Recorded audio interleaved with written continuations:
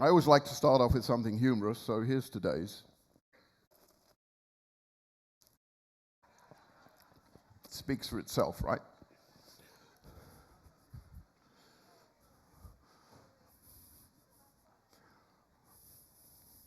Enough said.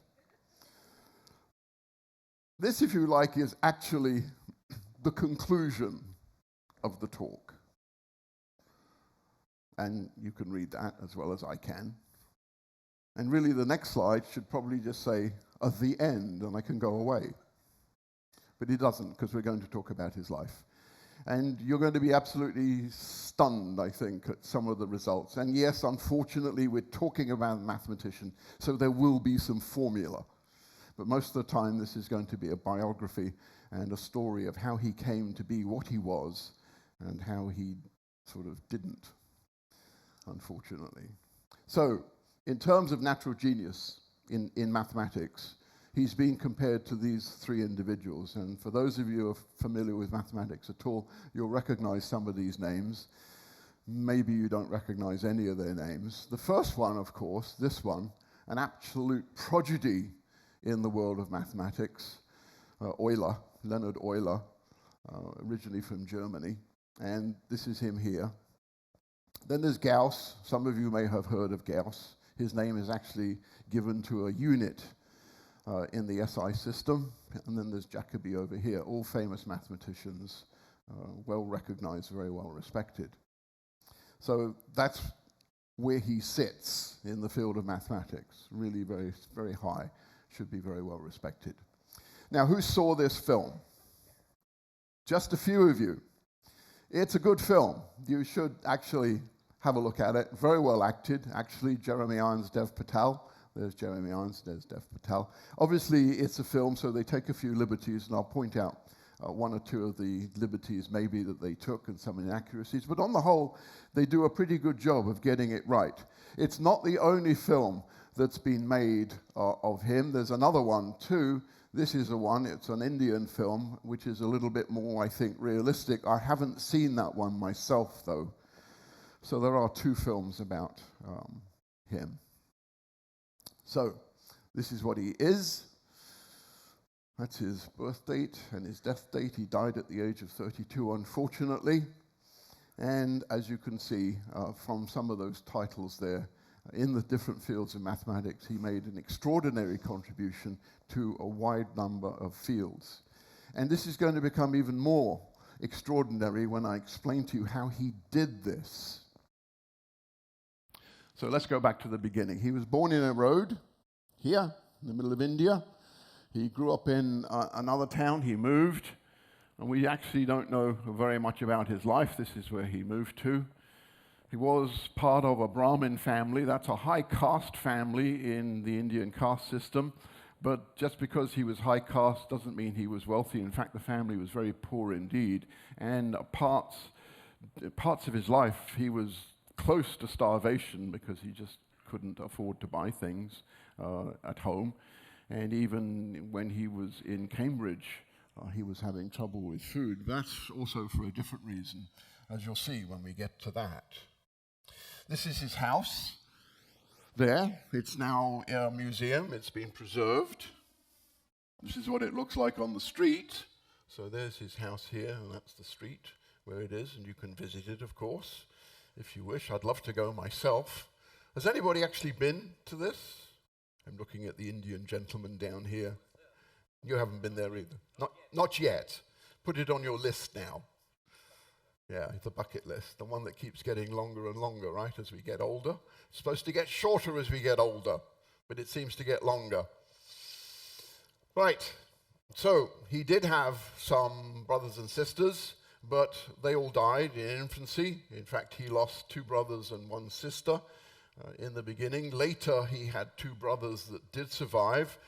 The first one was born when he was 10 years old, and the second one was born when he was 17 years old, so there was a big gulf. So essentially, he grew up in the early part of his life as an only child.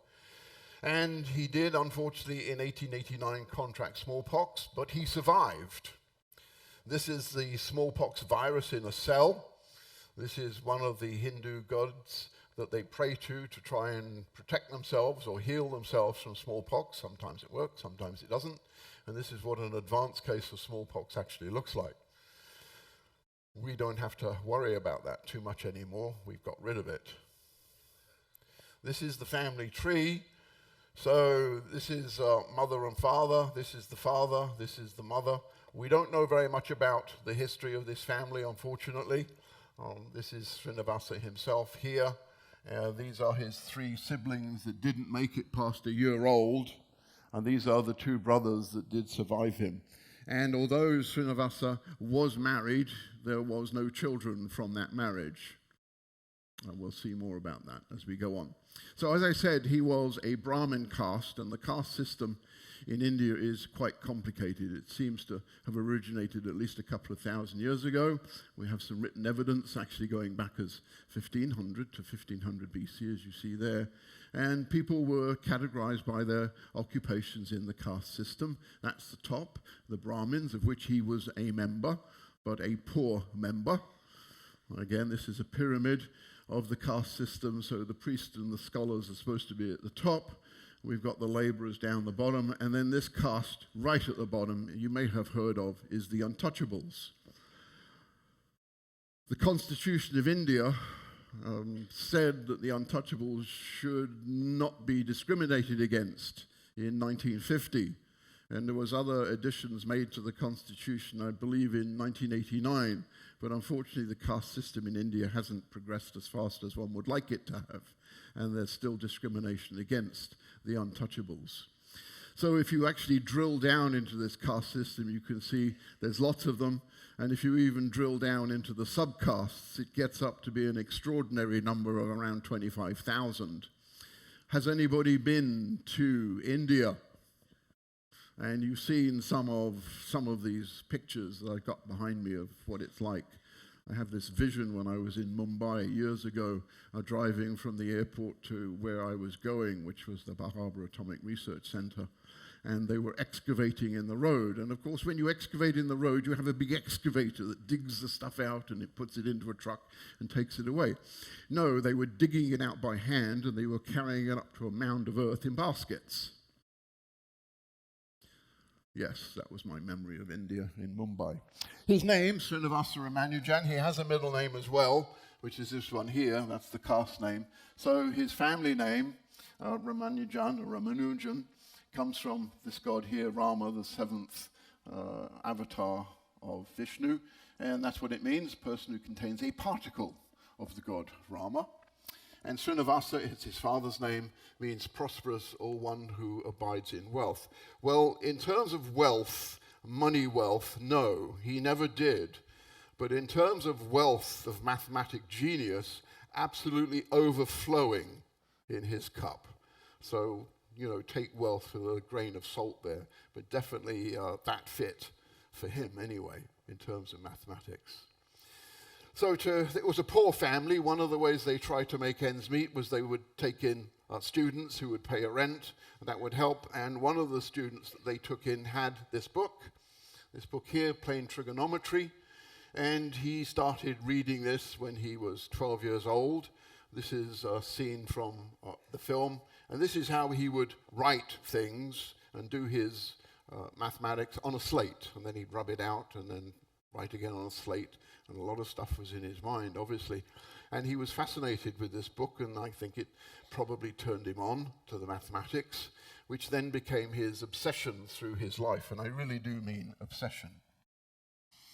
He goes to the town higher secondary school, and this is the period he was there from ages 11 to 17. At the end of his time at school, he wins this very prestigious prize. This is the comment from the headmaster at the time that he won that prize, and it's not very often that a teacher says that you deserve more than the maximum, because that's what he said. He recognized the genius in Srinivasa. This is the school. And it was at this school that he came across this book, a synopsis of elementary results in pure mathematics. And this is the book again. This is what's in it.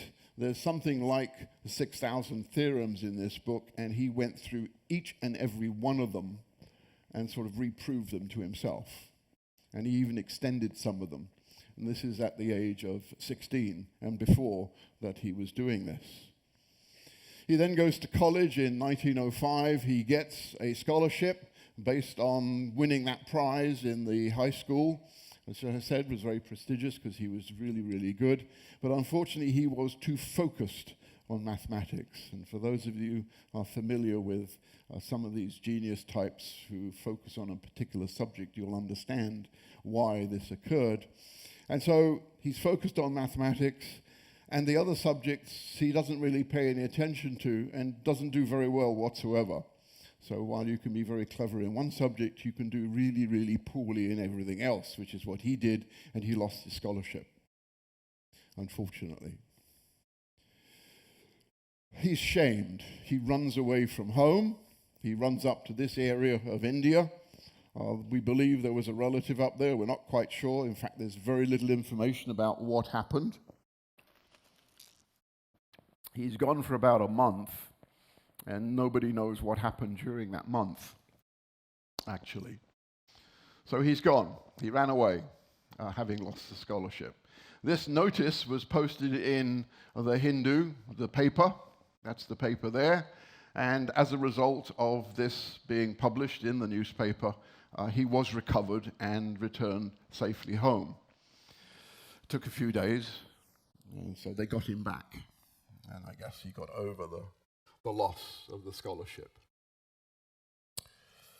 So he then goes to this college in Madras, now Chennai, and unfortunately fails because he's again just focused on mathematics. He does really, really well at that, of course, but everything else he doesn't do so well. So he failed his final exams in 1906 and 1907 and was forced to leave. This is an example. So this is an illustration out of one of the books he was studying. It's about the digestive system. And this is his response in the exam on the digestive system. I'll read it out. Sir, this is my undigested product of the digestion chapter. And that's all he wrote. So he didn't do very well and often got less than 10% in many of the other subjects other than mathematics. So 1908 to 1909, he's now out of school, he's got no job, he's got no income, and he is isolated, despite the fact that he's obviously very brilliant in mathematics. In India, he's got no contact with other mathematicians. Tries to be a tutor, but when he was tutoring people, as he would go through whatever they were having difficulty with, he'd then go off on some tangent, expounding some of his theories that he thought of that related to what the student had asked, and obviously he'd leave the student in the dust because he was just so advanced, unfortunately. Well, what was the solution to this problem? It was the tried and tested Indian solution. I'm going to watch you carefully as I say this. Get married. Are you going to nod? To the right girl. So it's an arranged marriage, of course, because that's the way things were done in those days. You still do it, don't you? Arranged marriages? Yeah, a lot of people still do arranged marriages in India. Right. So this is his wife, obviously much, much older. We don't have a reliable picture of her at the age she got married, unfortunately. When she got married to the 21-year-old Ramanujan, she was 9 years old. Obviously, that's not possible today. And the marriage wasn't consummated until much later, just in case, get your minds out of the gutter. It was an elaborate ceremony. It was a double wedding, but unfortunately, that double wedding almost didn't take place because they had some difficulty in getting to the wedding. They didn't get to the wedding until about midnight through some difficulties in transportation. I mean, transportation in those days wasn't you got in a car and you went there. It was you got on a train and then you tried to hire someone that had a cart with an oxen to pull you to wherever you were going, and that's not exactly the fastest transportation system. So she's late with her son, Janiki. She's late. The mother is late with the son for him to marry Janiki. And it was only her extolling the bride's parents that they managed to actually go through with the ceremony, and the ceremony takes place late or early, depending on your time frame, somewhere around 1 or 2 o'clock in the morning. And finally, they do get married. So, it's done. He is now married. She never remarried. This is her in later life. And this is the mother that did it. Again, we don't have many pictures of, we don't have many pictures of any of these people I'm talking about in this presentation. This is her later in 1981. She did receive a pension based on his work and his efforts, so she was partially cared for. She became a seamstress after he died and did things like that. Anyway, she lived until 1994, age 94. Too bad that he didn't. It would be a different world in mathematics today. All right, so now let's go back to Srinivasa, 1909 to 10. He's trying to find employment, and, it's one of these chance meetings that starts to propel him on the path to success. And this is the individual he met with first of all, who then introduced him to someone else, and he was able to get sponsorship here from Dr. Rayo.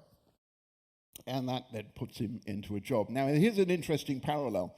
So in 1912, he is a clerk in an office in the Madras Port Trust, and that's his salary, 30 rupees per month. And he was able, obviously, to dispense with his duties very quickly and then spend the rest of his time working on mathematics. And that mathematics was circled within that town, and he became very well known within the town for his mathematic ability. Now, what's the parallel I'm talking about? Does anybody know what the parallel is? He's working as a clerk, finishes his work very quickly, and then starts working on his own stuff. Who else did that? Yes. Einstein, exactly right. He was a patent clerk, and he did the same thing in his early career. And there's some other similarities, but we'll get to that later. This is the treasurer of the Indian Mathematical Society, who also was helping him. Sir Francis Spring is in the middle of this picture. You can't really see that too well, unfortunately. Again, another person that helped encourage Srinivasa to go on and try and contact some of the European mathematicians, because that's where maths was at that time. It was in Europe. All right, so 1912. So this is his wife. Janika recalls that before in the morning he'd go to work, he'd do math, and when he came home again, he'd do math. And what does that mean? That means get me my slate. He'd sit down and rub it out, do stuff on the slate, rub it out, do stuff on the slate, and so on. It wasn't a case of sitting at a desk with pencil and paper, or, God forbid, computers. There weren't any. And everything is in his mind. And as you see, sometimes he was so obsessed, he would pretty much work through the night and then go back to work and do what he had to and then carry on. I mean, this is a real obsession. This is one of the formula that come out of his notebooks. For those of you that like mathematics, you'll appreciate the beauty in that. And for the rest of you, let your eyes glaze over and pretend it's not there. 1913. He has no degree, but because of the sponsorship of the people that he's connected with who recognize his genius, they actually get him a position at the University of Madras.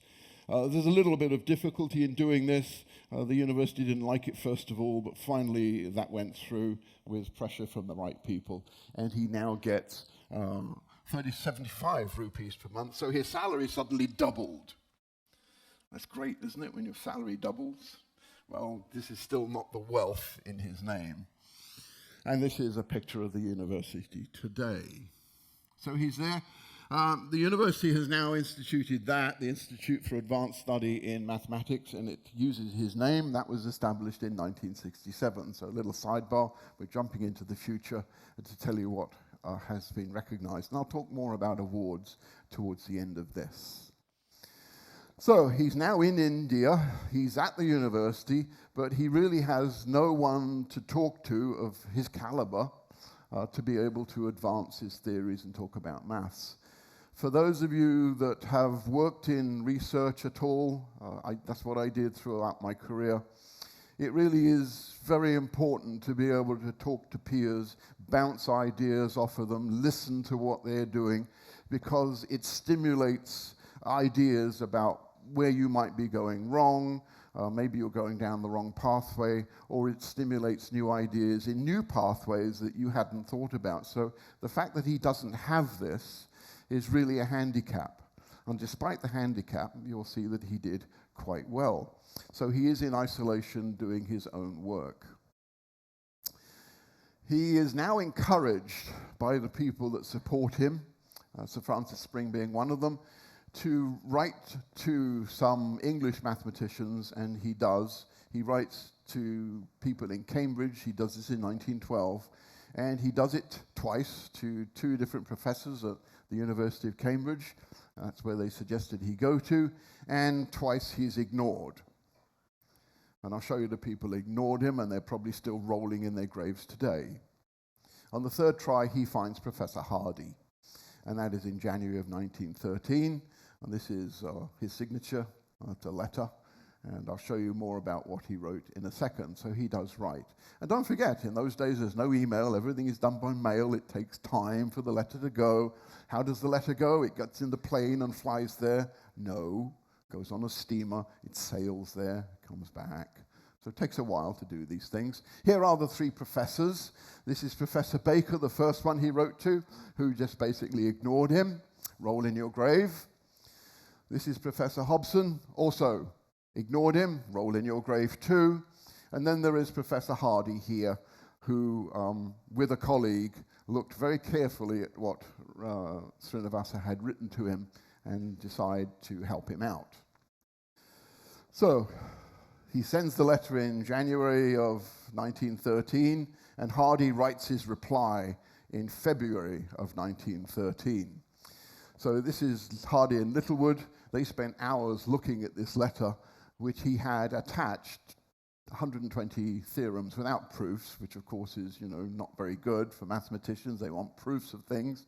Where did he get these things from? And they were absolutely astounded about what had come in this letter. They realized he wasn't a crank, he was for real, and they needed to see him and try and figure out what he was capable of. Now, at that time, there were three very famous mathematicians in England. One of them was Hardy, one of them was Littlewood, and the other one was Hardy Littlewood. There was actually confusion about whether Hardy Littlewood was one or two people. They thought there were three, and Hardy and Littlewood obviously collaborated greatly for that misapprehension to be widespread. So this is actually from his letter. I'm not going to read that to you. I'll just point out that when he writes it, he's 23 years of age, and I'll just point out that last sentence that is later in the letter, where he claims that the other mathematicians around his area say that his results are startling.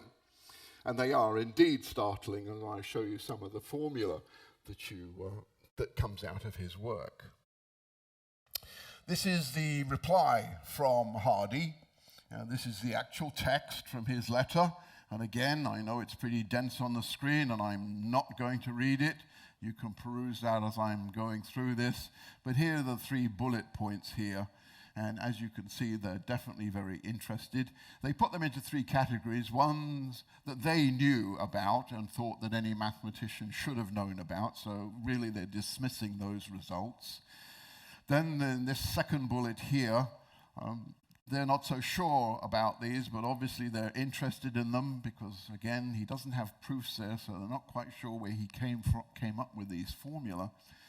And then there's this last bullet, which of course is the real hook for Hardy Littlewood, that there seems to be some very new and important results in those 120 theorems that were attached to the letter by Srinivasa.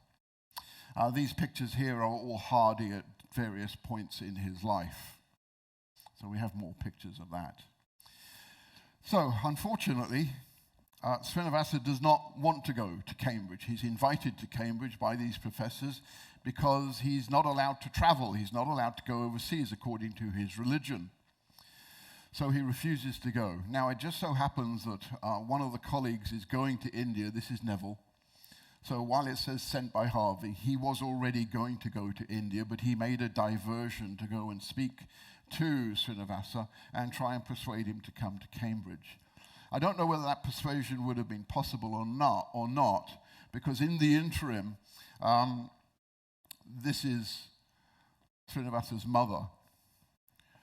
She had a dream from one of the Hindu gods, and she was told in the dream not to stand in the way of him going, and so this restriction on travel based on religious grounds was removed. So when Neville got there, this had already taken place, and he'd already been given permission by his mother to travel, and so indeed he agreed that he would go. So that came in a dream. And in fact, some of the results that he comes up with himself, he said, were given to him divinely in dreams. So there we go. They paid for him to come, of course, and it was Sir Francis here again that helped, and they got him a scholarship, plus the travel money to go. So this is a lot of money compared to what he was earning in India, because now we're in pounds sterling instead of rupees. And so he does. The arrangements are made, and he travels to Cambridge. So he pops down to the local airport and goes away. No, he doesn't. So this is what he had to do. Obviously, it was a different culture. He has to learn how to use a knife and fork to fit in with Western society. He has to learn how to use and wear Western clothes, because they don't. This is typically the clothing that they wore, and he also cut his hair to sort of fit in, so he became westernized to do that. Pops down to the local port and gets on this. This is the actual ship that he traveled on to go to Cambridge. It no longer exists, of course, scrapped, as you see, in 1948. But there he goes, 17th of March, 1914, he's on his way to Cambridge. So a little bit of seasickness, otherwise uneventful voyage. We have no information otherwise on what happened. He gets to England a month later. He's met by Neville. Neville's got a car, and he transports him to Cambridge. He stays with Neville for a little while, and then he moves into this part of Cambridge. Is that Hardy here? This is from the film. He must be a very kind man to bring me all this way. Ah, speak of the devil. Hello. I'm Hardy. Welcome to Trinity, Mr. Ramanujan. From Singapore. Yes, sir. Perfectly. It's an honor, sir. Thank you. I very much look forward to beginning our work. So, tomorrow, 10 o'clock, my rooms. I look forward to it.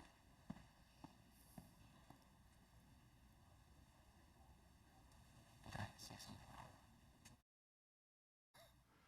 A little bit awkward, obviously, cultures mixing. Hardy says he's a natural genius, and it is in fact that Hardy says he is like Euler and Gauss. This is him here with some of his colleagues at Cambridge University. Again, one of the few pictures that we have of him. Later, he becomes a Fellow of the Royal Society and a Fellow of Trinity College. He's the second Indian to become a Fellow of the Royal Society, and he's the first Indian to become a Fellow of Trinity College. Quite the feat, actually. And he dies from illness and maybe malnutrition and maybe a liver infection, but more about actually what he died from as I get to that, because he was misdiagnosed, and he dies at the age of 32. This is one of the pages from his notebooks, and he's talking about magic squares, and I'll talk a little bit about magic squares as we go on into this. He obviously had difficulties with the climate and the diet. I mean, you compare southern India to England, and worlds apart, hot and humid to cold and damp. Anybody been in England? Cold and damp, yeah, really cuts through you. And this is Hardy's quote, half a dozen new theorems every day. Every day, half a dozen new ones. Now, we think, or at the time, it was thought that he contracted tuberculosis, and that was the reason he left Cambridge and he went back to India. He went back to India in 1919 and then died shortly after. He basically went back to India to be cared for by his wife, and he died there. These are all pictures from Cambridge. So this is during his stay. He wasn't there very long. He published 21 papers, which doesn't sound a lot, but one of those papers was 62 pages long and contained almost 270 equations. That's one paper. Usually papers are a couple of pages long, or maybe 5 pages long, or if you're lucky, they're 10 pages long, but 62, that's really something. In that paper, with the 269 equations, he covers all these areas of mathematics. For those of you who know anything about mathematics, it's astounding. For those of you who don't know anything about mathematics, just take away the fact they're all different areas. So that's quite the feat. These are a couple of formula from his notebooks. More about formula later. He had a problem when he was in England because also at this time World War I was there and rationing was there, so a diet was a problem for him. He was a vegetarian. He didn't eat meat. He never ate meat. And in fact, because he was so obsessive with work, sometimes he would forget to eat. He would cook one day and then keep the leftovers for another day. He would eat rice with some sprinklings on it, as you see there, and spices, of course, in those days in England, they didn't have much in the shops. It wasn't a case of going down to the supermarket, there weren't any, and getting the spices off the shelf because they weren't there. They had to be sent to him by family and friends to help him make his food palatable, or as much as it could be for him. This is a rationing line in that time, and this is a page out of a rationing book of the time. So England was on rationing during the period that he was there. He was obviously lonely. He didn't have any other interests, as far as we know, beyond mathematics, and he had no close friends at all. His closest friend was mathematics. And this is a scene from the film, and these are some pages from his own work, which has been preserved. Fortunately, it was preserved. In the film, it shows him getting beaten up, a target for racism. There is one authoritative biography, and that actually has no trace of racism at all. So we really don't know whether he was subjected to racism or not. So this is a little bit of a Hollywood extension. Maybe he did, maybe he didn't. We actually do not know. So if you watch the film, you'll see that. So here's some awards that he received. So this is a Bachelor of Science by research. Today, that's a PhD, Doctor of Philosophy. They changed the name a little bit later.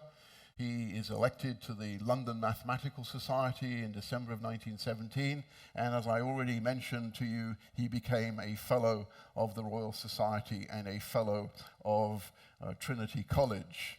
So this is at the age of 31, and at that point he was one of the youngest fellows to be elected. I mean, generally you get elected to these organizations, these societies, after you've published a great deal, and that generally means you're older. Well, you can see at 31 he'd published a lot already. So, in all, 37 papers from 1911 to 1919. That's an average about 5 per year. And in advanced mathematics, this is pretty prolific. They don't publish this that quickly. One of the things he did is this one here, squaring the circle. This is impossible. You cannot square the circle because of pi being in it. But that being said, this is what he did. So if the area of the circle was 140,000 square miles, then the side that squares the circle is greater than the true length by that amount. Really, really close to an inch. Or was close to the inch, it should be. So he could square the circle. Clever, clever guy. These are the notebooks. So this is what it looked like inside the notebooks. He wrote in these notebooks prolifically while he was at Cambridge, and they were preserved. So from 1904 to 1914 he wrote in them. There was a lost one that was recovered later that he wrote in towards the end of his life. Nothing was published until 1957, so that's quite some time after he died. And you'll see it was a real effort to publish any of this. So this is the lost book, 87 pages with 600 formula. We think it was written in India after he returned to India when he was sick, but we're not really sure. And this was lost because it was discovered in Professor Watson's papers after he died. Nobody knew it was there, so how he got it, nobody knows either. But fortunately, it was preserved, and this is a typical page from the lost book. This is a summary then of the books. So the 5 books, this is the number of chapters, and in each chapter is the number of results that he's got. And as you can see, lots and lots of new information. That's the total down the bottom for each one of those notebooks. So this is how many he compiled, almost 4,000 new identities or equations. Some of this is contained in this book here. Most of what he did is correct. Some of what he did was already known, and a few things that he did, and I say a few things that he did, have been shown to be incorrect, but the bulk of what he did, of that almost 4,000 new identities and equations, has been shown to be correct, and people have been working on this for years and still continue to work on it. This is in chapter 1, so magic squares. He was interested in magic squares. What's a magic square? This is a magic square. This is actually his date of birth, 22nd of December 1887.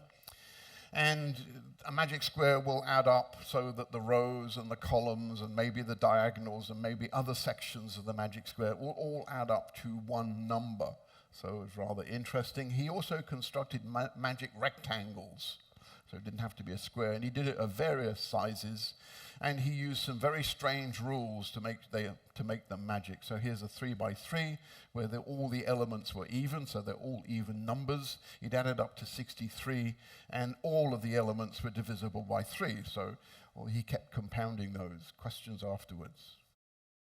This is another magic square. This is the same magic square, but I've wanted to show you how it added up to 139. So there's his date of birth. All the columns and diagonals and rows add up to 139. And where you see the color coding, so this one, this one, this one, this one, they add up to 139 too. So everything that is the same color in each one of these, which is the same magic square, adds up to 139. What a remarkable achievement, I think, anyway, just for recreational mathematics. So here's some of his equations from his books. They're bewildering, even to those that understand mathematics. These are bewildering. There's one I want to highlight on this one, which is this one up here. This is an expression where you can derive the value of pi. The first term from this expression gives you pi to 6 decimal places. The second term extends pi to 11 decimal places. It's an algorithm that's used in computers to compute pi to a large number of decimal places today. So he did all that. And he did all that from here with no computers, just from his own mind and his understanding. Here's another unique thing that I particularly like, uniting pi, phi, which is the golden ratio, and e, which is the exponent in this expression, which is just mind-boggling that he came up with this to unite these 3 transcendental numbers. Now, unfortunately, he got depressed when he was in England. One of the reasons he got depressed was this one here. For whatever reason, his mother decided that his letters to his wife should not get to his wife, and that her letters to him should not get to him. So he's cut off from the family back in India. She destroys them. I don't know why she did it, but she did, and there's no explanation for that. So this actually led him to severe depression at one point in his stay in Cambridge, and as a result, he tried unsuccessfully to kill himself by throwing himself in front of a train. And at that time, trying to kill yourself was a crime. So you could be locked up for trying to kill yourself. And that's indeed what happened to him. He was arrested and jailed, and it was only on the intervention of Professor Hardy that got him out and stopped the prosecution of him trying to commit suicide. I don't think this stamp actually recognizes the suicide, but it's interesting he's here with a train. Maybe, I don't know. And they would have been steam trains. Sorry I'm late. Bloody cab driver got lost. Should have known from his number. And what was that? Rather a dull one. 1729. No, Hardy. This is a very interesting number. It is the smallest number expressible as the sum of 2 cubes in 2 different ways.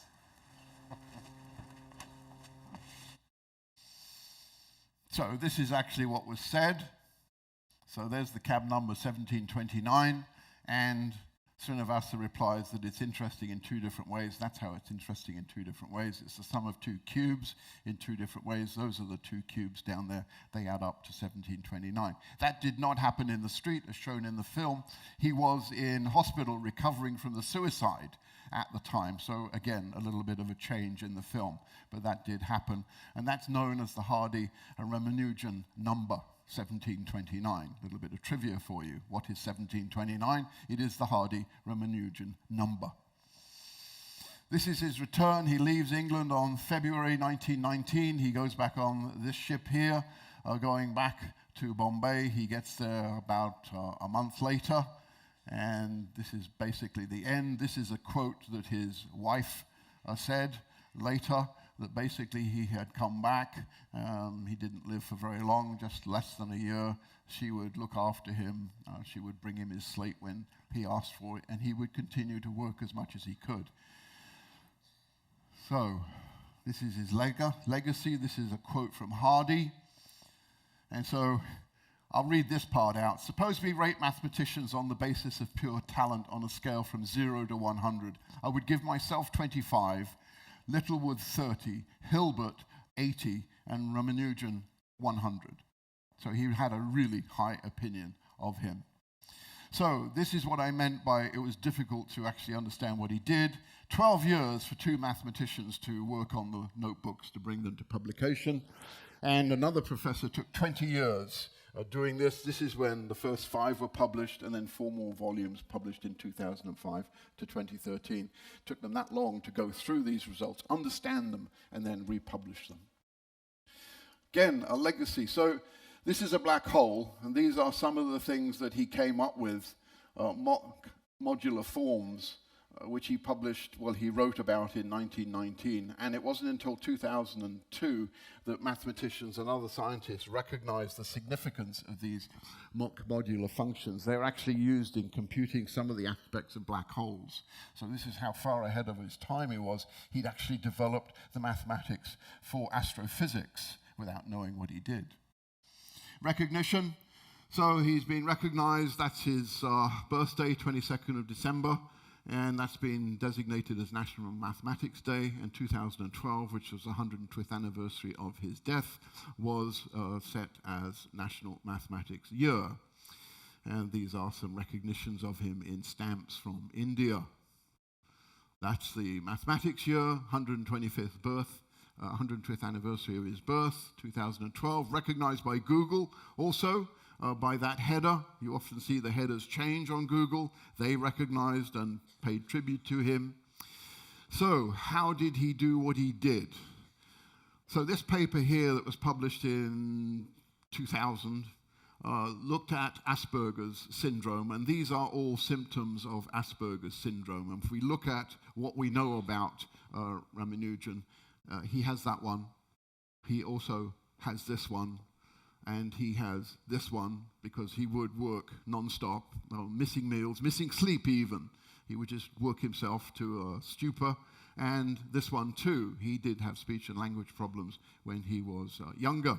So it's probably that he had Asperger's syndrome, as it's believed Einstein also had something similar, as do some other mathematicians. And then there's this one too that was published in 1994, looking at the symptoms he had. So it wasn't tuberculosis, it more than likely was this, hepatic amoebosis, parasitic infection of the liver, which he likely picked up in India, and that, unfortunately, for everybody, was curable. So he died much too young from something that was curable. And that brings me to the end of talking about his life.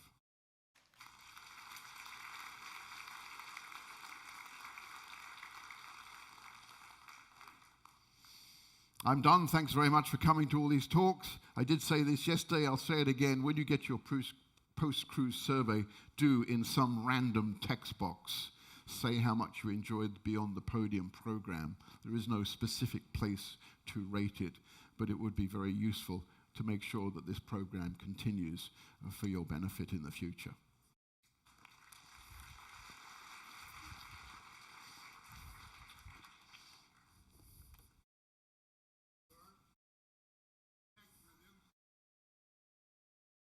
So the question was, did he have anything to do with the E equals mc squared? The answer is no, that was Einstein.